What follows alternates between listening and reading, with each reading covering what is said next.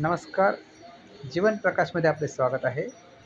तर महिलांनो, उद्या आहे वटपौर्णिमेचे व्रत म्हणजेच सती सावित्रीचे व्रत. सती सावित्री जिने सत्यवानाचा मृत्यू झाल्यानंतर पतीला यमाकरवी जिवंत करायला लावले.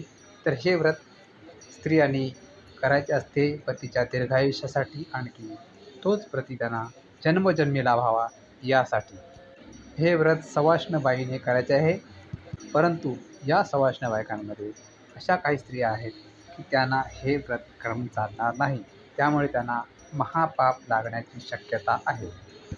तर थोडक्यात जाणून घेऊया की ज्या महिला पतीशी प्रामाणिक नाही आहेत, पतीवर मनापासून प्रेम करत नाही आहेत, किंवा त्यांना पुढच्या जन्मी तो पती नको आहे तरी पण ते जबरदस्तीने मागत आहेत, किंवा ज्या स्त्रियांचे चारित्र्य खराब आहे, ज्यांचे पतीशिवाय इतरांशी संबंध असतील, तर त्यांनी हे व्रत कदापि करू नये.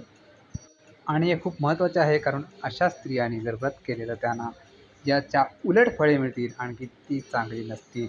ज्यांना ज्यांना व्हिडिओ आवडले असेल त्यांनी शेअर आणि लाईक जरूर करा. धन्यवाद. जय श्री स्वामी समर्थ. धन्यवाद.